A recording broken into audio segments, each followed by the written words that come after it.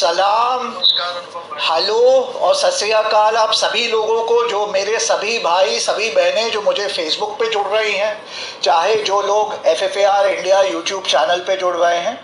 आज हमारे साथ मेरे बहुत ही अजीज़ मित्र रफ़ीक भाई आज हमारे साथ हैं and I would be in conversation with Rafiq Ahmed with Rafiq भाई शुरू करते हैं। थोड़ा सा वो जनता जो शायद आपको नहीं जानती होगी, थोड़ा सा अपने बारे में बताएं, उसके बाद let me get to the important the ज़रूरी जो मुद्दे के जो सवाल हैं, फिर मैं उस पे आता हूँ। थोड़ा सा अपने बारे में बताएं रफ़ीक भाई।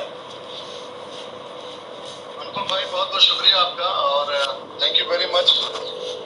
और मैं अपने बारे में ये बोल सकता हूँ कि हिंदुस्तान का रहने वाला हूँ और हिंदुस्तान के बाहर रहकर हिंदुस्तान की भलाई के लिए कुछ बेहतर करने की कोशिश करता हूँ। और वैसे मैं हूँ अपने देश के प्रथम राष्ट्रपति श्री राजेंद्र प्रसाद जी के सरजमीन सिवान जिला से जी। और यही कह सकता हूँ फिलहाल जी। भाइयों, मैं बताना चाहता हूँ कि रफ़ीक भाई अक्सर एक तो बड़ी बेबाकी से अपनी बात रखते हैं, ही इज़ वेरी बड़ा स्ट्रेट फॉरवर्ड बात रखते हैं, बड़े ऑनेस्टली रखते हैं।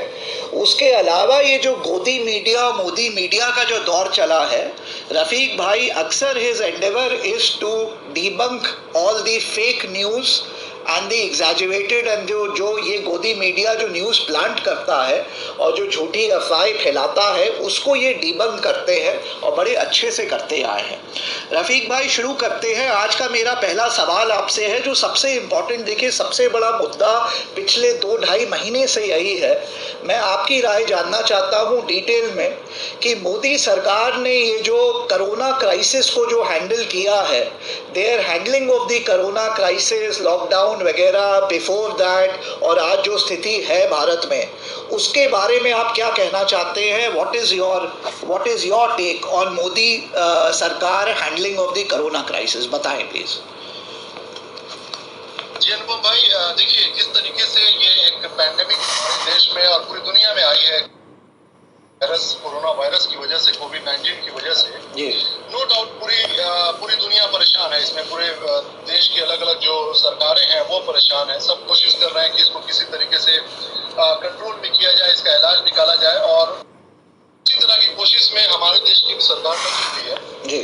लेकिन अनफॉर्चुनेटली हम लोगों ने एक हिस्ट्री देखी है अपने बीजेपी सरकार की कि इन्हें जो एग्जीक्यूशन वाला जो स्किल होना चाहिए ना, वो इनके अंदर हमें कभी नहीं दिखाई दी है, जिसकी वजह से जो प्रॉब्लम है उसके सॉल्यूशन निकलने में हमेशा से देरी होती चली आई है। चाहे वो आप देख लीजिएगा नोटबंदी का मामला हो, चाहे वो किसी भी तरीके के सरकारी नियम कानून को लागू करने का मामला हो, स्वदेशी चीज को अपनाने का मामला हो, और भारत के नौजवान जो है, हमारे देश की आर्मी जो है, उसमें लागू करने के लिए अमित शाह जी ने एक नोटिस जारी किया, उसको बाद में फिर रिवोक करना पड़ा, हटाना पड़ा, ये रिसेंट की बात है। और अब ये कोरोना का मामला आप देख ही रहे, पिछले 3 महीने से जिस तरीके से जनवरी के महीने से पहला केस आया था सामने। और मैं यहाँ पर एक बात कोट करना चाहूंगा कि देखिए, जब एक सजग सरकार होती है, जब उनके अंदर में एक जागरूकता होती है कि भैया जो सवाल आ रहे हैं या जो इशू आ रहे हैं उसके लिए हमें फौरन से एक्टिव हो जाना है और उसके लिए एक्शन लेना है, करेक्टिव एक्शन उठाना है। अगर कोई गलती हो गई तो उसको ठीक कैसे करना है, या फिर उसके लिए कंट्रोल मेजर क्या होना चाहिए। तो आपको पता होगा विपक्ष के जो नेता हैं राहुल गांधी जी, 12 जनवरी या 12 फरवरी को ही उन्होंने इस बारे में बताया था कि it's gonna be a very hectic situation अगर हम लोगों ने इसको शुरुआत से ही इसको कंट्रोल में नहीं किया। लेकिन मैं यहीं पर एक बात कहना चाहता हूँ, लोग इसको शायद कांग्रेस बीजेपी से जोड़ने ना लग जाए, लेकिन एक बात समझिए, जब एक सरकार होती है और आप अपनी बात रखें, लोगों को जोड़ने दें जिससे जोड़ना है, कोई बात नहीं, आप अपनी बात रखें जी।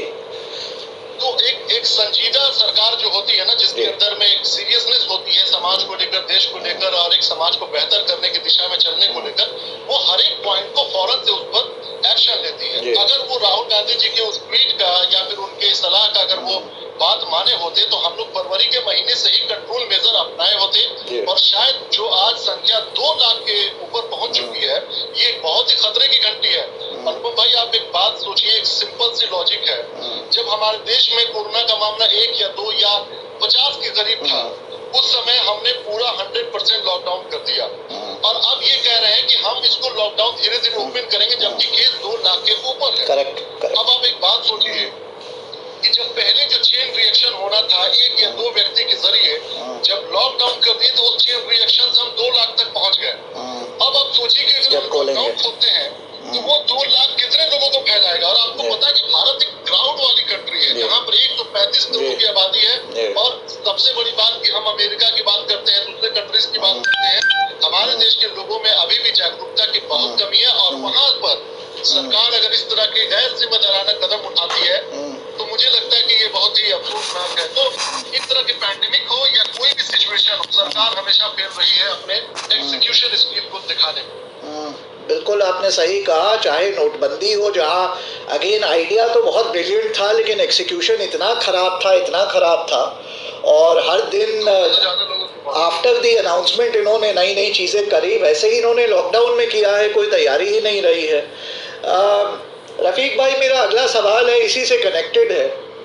पूरा भारत इससे जूझ रहा है, बड़ा गंभीर विषय है। जो मजदूरों की जो दिक्कतें आ रही हैं, चाहे वो ट्रेन में कट के मर जा रहे हैं, चाहे बसों के नीचे रोड पे आ जा रहे हैं, लिटरली चाहे ट्रेन में टिकट खरीद के जाने में भी मर जा रहे हैं आउट ऑफ उनको एग्जॉस्शन हो गया है, लैक ऑफ फूड है, डिहाइड्रेशन है, उसमें भी मतलब ट्रेन में भी मजदूर मर गए।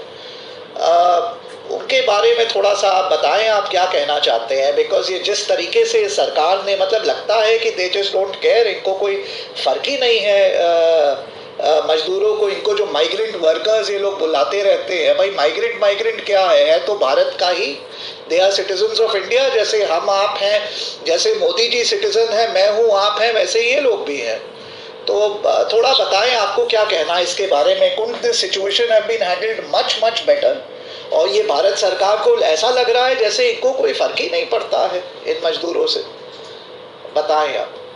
बिल्कुल अनुपम भाई, ये बहुत ही सेंसिटिव मुद्दा है ये। और इस बात को जो आपने एक यहाँ पर अभी कोट किया है ना, माइग्रेंट वर्ड, ये एक बहुत ही इम्पोर्टेंट पॉइंट है जिसको साइकोलॉजिकली समझने की आवश्यकता है सभी को। अनुपम भाई, आप पिछले कई दिनों से या कई सालों से बीजेपी सरकार को आप देख रहे हैं, जो चाहे वो नोटबंदी का मामला हो या अभी देशबंदी का मामला हो, एक चीज आप समझिएगा, एक साइकोलॉजिकल गेम होता है। आप देखिएगा, जब भी हमारे देश की सरकार किसी बात को लेकर देश को संबोधित करती है, उसमें 2 पॉइंट ऐसे होते हैं जिसको बहुत ही तरजीह देकर, यानी कि उसका इम्पोर्टेंस दिखाकर उसको बोला जाता है। जैसे हमारे देश के प्रधानमंत्री, जब इलेक्शन था कि मित्रों सभी को 15 लाख रुपए मिलेंगे जी 2013 में जी। पैसे की जब बात आती है ना, तो उसको इतना एम्फसाइज करके, उसको इतना प्रेशर देके बोला जाता है ना कि दिनों दिमाग में ये बैठता है कि अरे यार ये सरकार आई है तो मुझे पैसा मिलेगा। देखिए, ये साइकोलॉजिकल गेम होता है। उसी तरीके से जब नोटबंदी का मामला आया था तो वही काला नोट वाला मामला सामने आपको आया था, पैसे की बात को कैसे। अभी देशबंदी का मामला सामने आया तो माइग्रेंट वर्ड को इस तरीके से ये किया गया साइकोलॉजिकली यूज किया मीडिया के द्वारा कि आपके हमारे दिलो दिमाग में ये बात सामने आ रही है, हमारे गांव के थोड़ी है, हमारे राज्य के थोड़ी है। ये एक साइकोलॉजिकल गेम होता है ताकि आपके ऊपर में उस तरह का असर ना हो जो एक आम इंसान के अंदर में होनी चाहिए। अगर आपकी हमारी तरह कोई क्रांतिकारी किस्म का इंसान है, क्रांतिकारी किस्म का मतलब वो नहीं जो आजादी के दीवाने करते थे वैसे नहीं, लेकिन सोच बेहतर जी क्रांतिकारी। अरे आप क्रांतिकारी हैं, हम क्रांतिकारी, हम सभी लोग जो देश हित में काम कर रहे हैं, सरकार के खिलाफ बात कर रहे हैं, बात उठा रहे हैं, वो क्रांतिकारी लोग हैं हम लोग। जी बोले। तो ऐसे लोग जो क्रांतिकारी सोच रखते हैं, जिन्होंने भारत की आजादी के वक्त में पलायन को नहीं देखा होगा, आज उस चीज को लोगों ने एक्सपीरियंस कर लिया कि किस तरीके से हमारे देश के मजदूरों को मतलब। अच्छा, एक बात बताइए रूप भाई, आप भी सुप्रीम कोर्ट लॉयर हैं, मैं भी कंस्ट्रक्शन लाइन में अच्छा एग्जीक्यूशन करता हूँ। हम लोग जब भी किसी बिल्डिंग का नक्शा वगैरह तैयार करते हैं, उसके एग्जीक्यूशन का हर एक पहलू को टच करते हैं, कहाँ पे क्या प्रॉब्लम आ सकती है, कहाँ पे क्या इशू आ सकता है, everything we note it down and we try to execute in a very professional manner. अगर हम लोग ये पूछते हैं कि जब हम लोग अगर एक फ्लोर बना रहे हैं तो प्रॉब्लम कहाँ आ सकती है, हो सकता है कि हम शटरिंग कर रहे हैं, शटरिंग से लीकेज हो जाए, हो सकता है कि बेस प्रॉपर ना हो जिससे कि छत गिर जाए। हम तमाम उन चीजों को कंसीडर करते हैं। तो एक भारत सरकार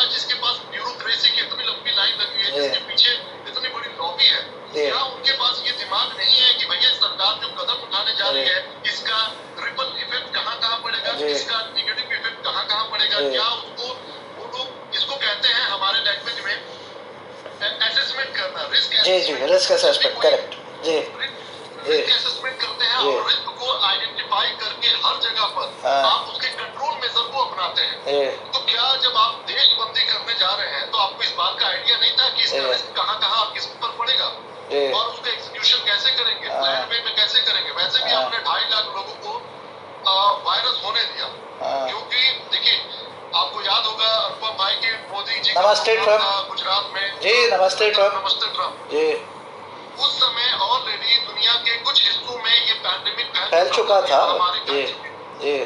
अगर उस समय जब आपने दूरदर्शिता नहीं दिखाया, उस समय आपने जब आप प्रॉपर वे में एक्शन नहीं लिया, तो हम कैसे मान लें कि आपकी सोच, आपकी नीति, आपका तौर तरीका, काम करने का तरीका सही का है? और हम आप जैसे लोग जब सवाल उठाते हैं तो हम देशद्रोही हो जाते हैं, हम सरकार विरोधी हो जाते हैं, जबकि ये तमाम चीजें जो है इंसानियत को बचाने के लिए और देश की भलाई के लिए सरकार को इस समय क्या करना चाहिए था कि विपक्ष को अपने कॉन्फिडेंस में लेकर कुछ लोगों की टीम बनानी चाहिए और उनको फौरन से ये एक्शन लेने के लिए कहा जाता है कि आप लोग राय दीजिए और उस पर फौरन से एक्शन होगा। अब देखिए, मैं बार बार जिस नेता को कोट कर रहा हूँ, क्योंकि मैं इसलिए कह रहा हूँ क्योंकि भारत में 2-3 ही बड़े नेता हैं जिस पर सरकार को असर पड़ता है, जैसे विपक्ष के नेता हो गए राहुल गांधी जी, इन्होंने लगातार इकोनॉमी पे क्या असर पड़ रहा है इसके ऊपर सलाह दिया। अभी उन्होंने बजाज के जो मैनेजिंग डायरेक्टर को लेकर आए राहुल बजाज जी के साथ उन्होंने बहुत अच्छे सुझाव दिए। और मैं देख रहा हूँ कि मैं पोस्ट भी डालता रहता हूँ, कभी कभी आपने देखा होगा बजाज के स्टॉक को लेकर, तो बजाज एक बहुत ही दिग्गज कंपनी है जो भारत के मार्केट को समझती है, इकोनॉमी को समझती है। ऐसे नेताओं को हम अगर सलाह नहीं लेने दे रहे हैं तो फिर ये तो एक संकीर्ण सोच की पहचान है। रफीक भाई, ऐसा है, ये सरकार के बारे में आपको याद होगा कि अटल जी की सरकार के दिग्गज मंत्री और बड़े लीडर ने सरकार को 2.5 लोगों की सरकार इसीलिए कहा था क्योंकि ये सरकार जो है सुनती नहीं है किसी की। और आज के तारीख में उस 2.5 में जो आधे थे वो तो अब अनफॉर्चुनेटली उनका इंतकाल हो गया, वो भी नहीं रहे।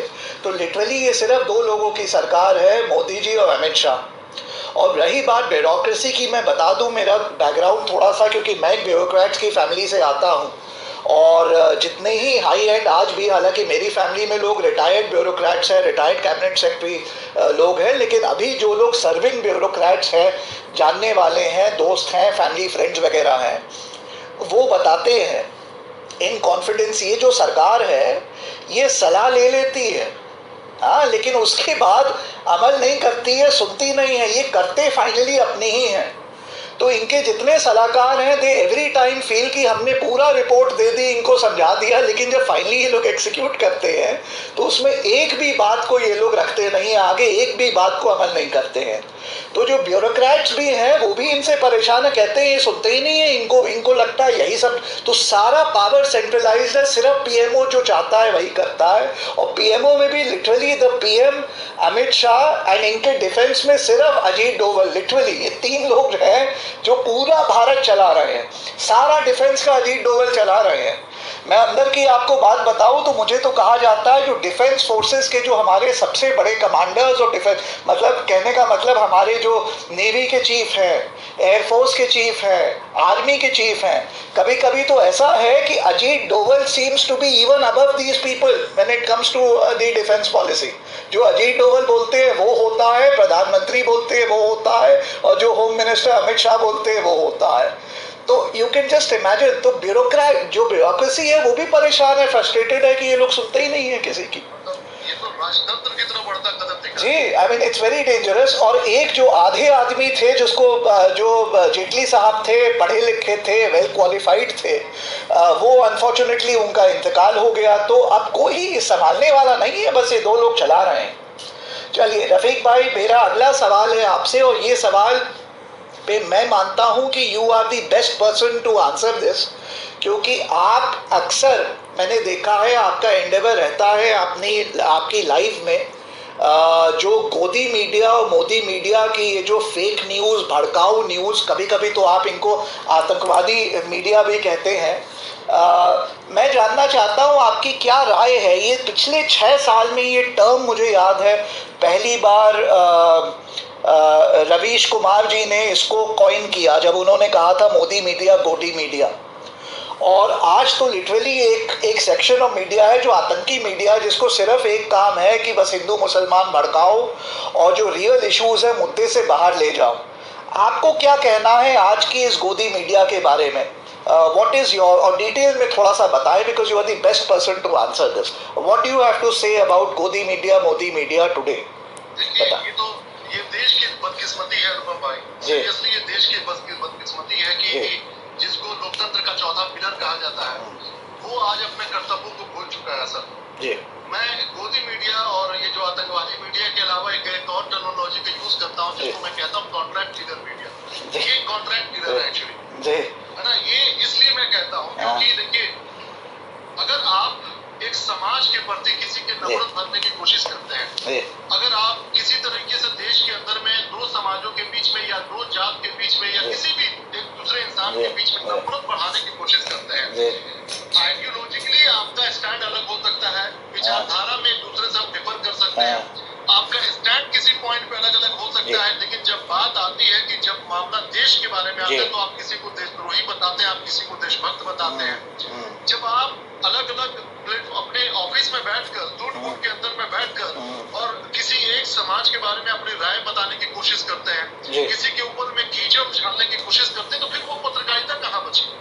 पत्रकारिता का मतलब तो मैं सिखाने नहीं जा रहा हूँ, लेकिन मेरा कहने का मतलब एक आम इंसान जब उसके दिलो दिमाग में ये बात समझ में आ जाए कि सामने वाला जो बात कह रहा है इससे किसको फायदा होगा और किससे नुकसान होगा, तो इसका मतलब आप समझ जाइए कि ये पत्रकारिता नहीं हो रही है या चालुकारिता या दलाली हो रही है।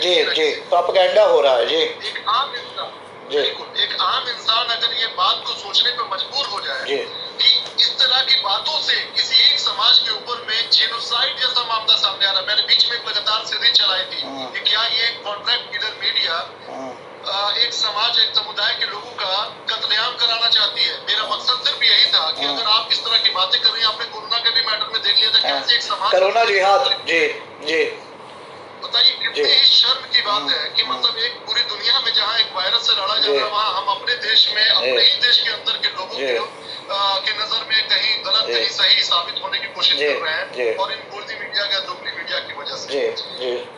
अभी आप देखो किस तरीके से इन लोगों ने जो पूरे मुद्दे हैं, बॉर्डर के मुद्दे हो गए या देश के अंदर के अलग अलग हिस्सों के मुद्दे हो गए, एक सरकार के अंदर में, एक राज्य के अंदर में कोई इंसिडेंट होता है तो उसको कितना हाइप करके बताया जाता है। जैसे आपने देख लिया होगा महाराष्ट्र का केस जहां पर अनफॉर्चुनेटली दो साधुओं को भीड़ के द्वारा मारा गया, वो भी कहानी दूसरी पालगढ़ किलिंग। एग्जैक्टली वही समाज के लोग, उसी तरह के कास्ट के लोग जो है यूपी में होता है तो कहीं पर आपको कोई भी सवाल उठता हुआ नहीं दिखाई देता है। ये जो अगर इस तरह की नीयत अगर आपकी होती है पत्रकारिता करने की, और यकीन मानिए कि इसमें मैं बता रहा हूँ इसके पीछे कुछ कारण भी है। विचारधारा तो एक है, ये खास वर्ग से आते हैं, ये खास विचारधारा के बैकग्राउंड से आते हैं, जिसकी वजह से इनका मकसद जो है एक खास किस्म की शाखा का लिया हुआ जो दिमाग है उसको आगे बढ़ाना है।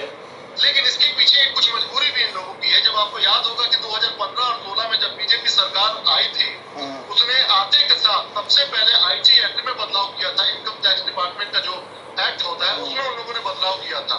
क्या बदलाव किया था कि कोई भी अगर इंस्टीट्यूशन, अगर उसके ऊपर में शक है कि वो इनकम टैक्स चोरी का मामला कर रहा है, तो उसके ऊपर में इनकम टैक्स डिपार्टमेंट छापा मार सकती है बिना किसी प्रायर नोटिस के, और उसके पूरे प्रॉपर्टीज को 6 महीने तक के लिए सील कर सकती है। उसी में एनडीटीवी पे रेड वगैरह हुई थी, प्रणॉय रॉय का चैनल वैनल मतलब पूरा खराब कर दिया था इन्होंने। जी एग्जैक्टली। तो अब आप सोच लीजिए कि जब इनके पास मशीनरी उस तरह की है और मैकेनिज्म इन लोगों ने तैयार कर रखा है किसी को तंग करने के लिए, तो जाहिर सी बात है कि हम भी मतलब सोच में पड़ जाएंगे, अरे यार क्यों टेंशन लेना, चलो जैसे सरकार कह रही करो।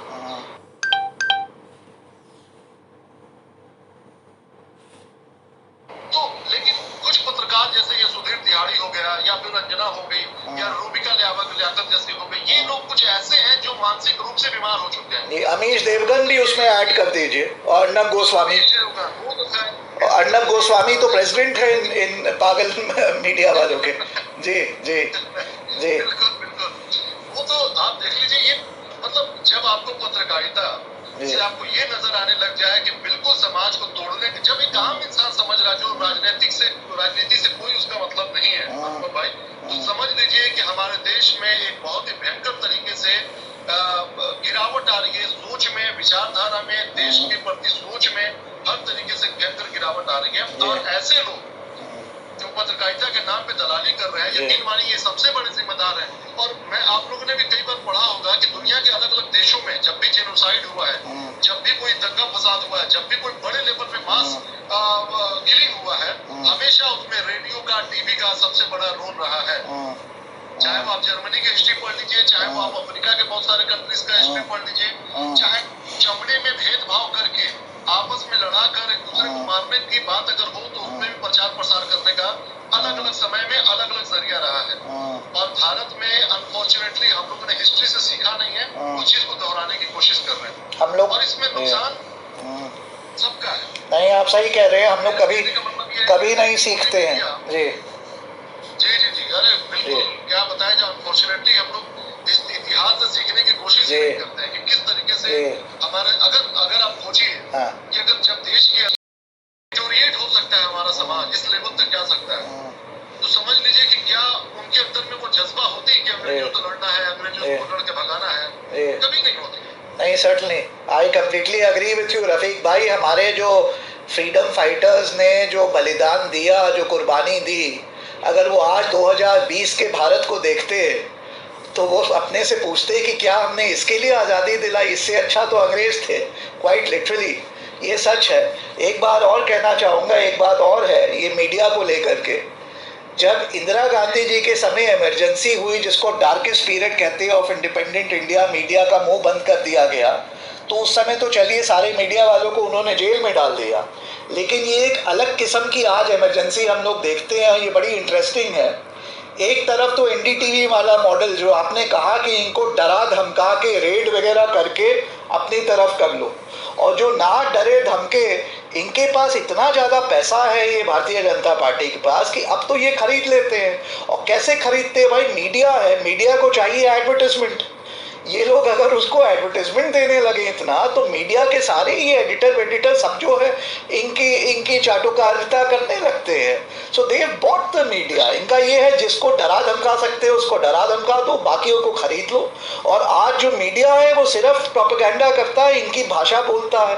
And Arnab Goswami is a fine example. And ये जो सुधीर चौधरी है, ये बिल्कुल मतलब this is all they do. ये तो भाजपा के लिए बोलते हैं, ये न्यूज़ वाले तो भाई नहीं। It's very very sad. बिल्कुल बिल्कुल, ये हर तरीके से बिके हुए लोग हैं, इनका ज़मीर बिक चुका है, इनका प्रोफेशन बिक चुका है। जी रफीक भाई, मेरा अगला सवाल है आपसे।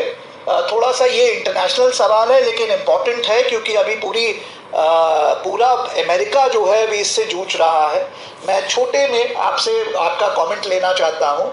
ये जॉर्ज फ्लॉयड की जो डेथ हुई है, जो रेसिज्म के अंदर जो वीडियो आई, पुलिस वाले ने लिटरली मतलब उस पर उसको गला घोट के लिटरली उसको जो है अपनी नी रख के मार दिया, मर गया वो आदमी, लाइव मरा। 2-3 लोग वहाँ थे बाई स्टैंडर्ड जो कह रहे थे भाई वो सांस नहीं ले पा रहा है, पैर हटा दो, नहीं हटाया, मर गया। उसके बाद फिर अमेरिका आपने देखा होगा कैसे जगह है, और अभी तो खैर now it is out of control, because अब जो हो रहा है वो कुछ और ही हो गया है। पहले what started out as protest against racism, now it has become something else. अब तो एनार्की जैसा हो गया है कि शॉप्स वगैरह लूट रही है, जो गलत हो रहा है। आपको इसके बारे में क्या कहना है? थोड़ा सा आप बताएं, आपको क्या कहना है इसके बारे में?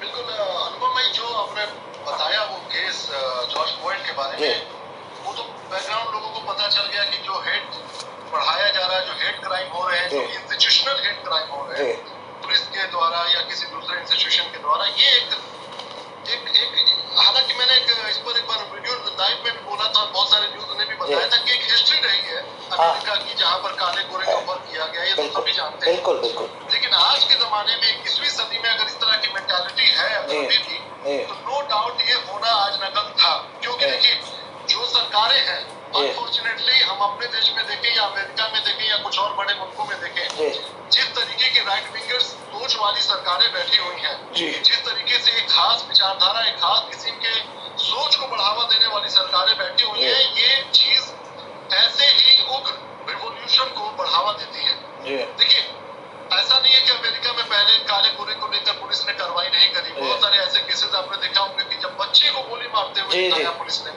पेड़ में बच्चा खेल रहा है, वो भाग रहा है, अगर किसी वजह से गोली मार दिया उसको।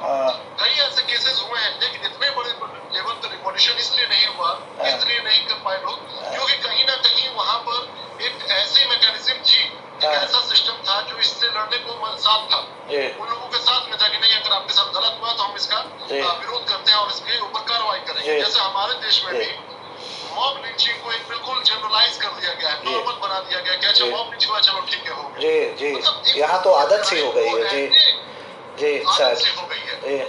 और यही जो चीज है ना, एक ऐसे बड़े रिवॉल्यूशन की तरफ लेके जाता है, और आज न कल हर इंसान कहीं ना कहीं अंदर से झिझोर जाता है कि नहीं यार ये गलत अब हो रहा है। और वही चीज देखने को मिला है अमेरिका में भी, और ये होना भी चाहिए। जॉर्ज डब्ल्यू बुश हो या फिर अभी का जो ट्रम्प है, इन लोगों की जो एक विचारधारा, खास जो रंग के लिए सुप्रीमेसी वाली जो सोच है ना, ये जो खतरनाक सोच है, जो एक आपके देखिए ये एक दो केसेस नहीं है कि एक काले चमड़े वाले को आपने मार दिया तो ये एक हिस्ट्री को मतलब कि रिप्रेजेंट करता है कि जो आपका एक्शन है वो हिस्ट्री में हुए बहुत सारे क्रूर घटनाओं को जायज ठहराने की कोशिश करता है। और वहीं पर जो एक हिस्ट्री का दर्द है वो इंसान के अंदर जब उभर के आता है ना, वो अपनी जिंदगी मौत नहीं देखता है, वो सड़क पे निकल जाता है चाहे सामने कोई। अब आप देख लीजिए ट्रम्प को अपने बंकर में छुपना पड़ गया, ये एक बहुत बड़ी बात है। मुझे लगता है कि अमेरिका के इतिहास में ये शायद ही कभी ऐसा हुआ होगा कि इंटरनल आंदोलन की वजह से किसी को अपने बंकर में correct. The last time this happened was when George Bush 9/11 के बाद बंकर में छुपे थे, लेकिन वो इंटरनल डिस्टर्बेंस नहीं थी, वो तो अटैक हुआ था उसके बाद। सही कह रहे हैं आप। नहीं सही कह रहे हैं। खैर जो भी है, तो हमें सीखने की भी आवश्यकता है भाई, ये हम लोगों को सीखने की भी जरूरत है कि अच्छा इसमें एक आयरनी देखिए अपने देश के मैंने बहुत सारे ऐसे लोगों को ट्वीट करते देखा जो लोग खुद अपने देश के अंदर में जात धर्म मजहब के ऊपर में जब किसी को मार दिया जाता है, काट दिया जाता है, तबरेज अंसारी को खुला मार दिया, लाइव वीडियो है उसकी, याद करिए, ठीक है। तो कुछ नहीं। और लोग ये अमेरिका में हुआ तो हमारे यहाँ जो भारत के जो ज़्यादा ये सूडो इंटेलेक्चुअल्स हैं ना, उनको सडनली जो है दिख रहा है कि ये रेसिज्म गलत है। तो हमारे यहाँ क्या हो रहा था जब मजहब के नाम पे मार दिया उसको, तबरेज अंसारी मुझे याद है वो कह रहा है यार मर जाऊंगा, नहीं मारो नहीं मारो, खुले मार दिया उसको। आज तक उस पर कोई कार्रवाई नहीं हुई, सब छूट गए। इट्स टेरिबल जी। अभी तो हमारी सोसाइटी तो ऐसी है, केरल में एक हाथी मर गई प्रेग्नेंट, सब लोग रो रहे हैं। मजदूर सैकड़ों मर गए तो इनके आंसू नहीं निकले इनके कोई आंसू नहीं निकले। कंपैशन होना चाहिए, नो डाउट। हाँ सबके यकीन मानिए अनुपम भाई, यकीन मानिए, मैं ये चूंकि आपसे बात हो रही है, सामने सब लोग देख रहे हैं, इसलिए नहीं बोल रहा हूँ। कसम से मुझे वाकई में रोना आ गया था इस हाथी वाली घटना में। सीरियसली मैं कह रहा हूँ। लेकिन फिर दूसरी तरफ अगर आपके दिल में किसी एक चीज के लिए इतना प्रेम है, हाथी के लिए आंसू निकले और सैकड़ों मजदूर मर जा रहे हैं, कोई आंसू नहीं है आपका। तो ये क्या हिपोक्रेसी है भाई। हाँ भाई, कंपैशन का मतलब है कंपैशन फॉर ऑल। ये थोड़ी ना इंसान के लिए कंपैशन नहीं है, हाथी मर गया तो रो रहे हो, ये गलत है, ये फेक कंपैशन है जी। जी रफीक भाई, लास्ट राउंड पे आ रहे हैं। मोस्ट इंटरेस्टिंग हमारा राउंड है, इसको हम कहते हैं रैपिड फायर राउंड, ठीक है। मैं आपको 10 नाम लेने वाला हूँ, एक एक करके नाम लूंगा। आपको जैसे ही मैं नाम लूँ अपना इमीडिएट रिएक्शन देना है, 1 लाइन या 2 लाइन में maximum, about the person. Be as brutally honest as you can, ठीक है। और विश्वास मानिएगा मैं एडिट नहीं करूँगा, इसलिए बी एज ब्रूटली ऑनेस्ट, ठीक है। चलिए शुरू करते हैं। 10 नाम लेने वाला हूँ। Let us start with first Arnab Goswami. Modi ji. कठपुतली। Arvind Kejriwal. Good for nothing. Sambit Patra. Totally waste of time, country and everything. Rahul Gandhi ji. Emerging leader. Sonu Sood. no doubt is an ideal for the country. बहुत अच्छा काम कर भी रहे हैं अभी, तो उन्होंने इस come out as a hero, as a real hero. इंसान अकेले इतना कर सकता है तो सरकार क्या क्या कर सकती है? जी जी जी। अंधभक्त, ignorant people, unfortunate people, uneducated people, ममता दीदी, revolutionist आंदोलनकारी, उद्धव ठाकरे जी,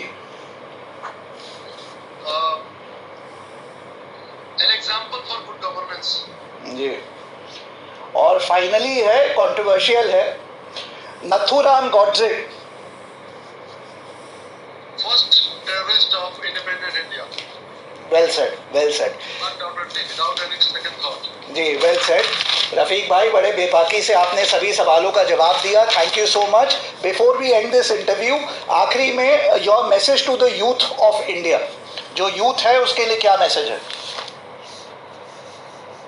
मेरा एक ही बात कहना होगा अनुपम भाई आखिरी में, दो चीजें। मैंने गांधी जी के एक बहुत ही बेहतरीन, जब एक किताब पढ़ रहा था उसमें मैंने सीखा था, आप दुनिया में कुछ भी करो, आप अपनी जिंदगी को आगे बढ़ाने के लिए कुछ भी करो, स्टडी करते हैं, कमाते हैं, अपने फैमिली को देखते हैं, लेकिन सिर्फ एक इंग्रेडिएंट अपनी जिंदगी में शामिल कर लीजिए, वो है कि हर हमारे एक्शन में हमारे देश पर क्या असर पड़ेगा। अगर ये इंसान के अंदर में बात आ गई तो यकीन मानिए उसका हर कदम बेहतरीन, ईमानदार और बेस्ट होगा, चाहे वो उसका परिवार के लिए बेस्ट साबित हो, समाज के लिए बेस्ट साबित हो, कंट्री के लिए साबित हो।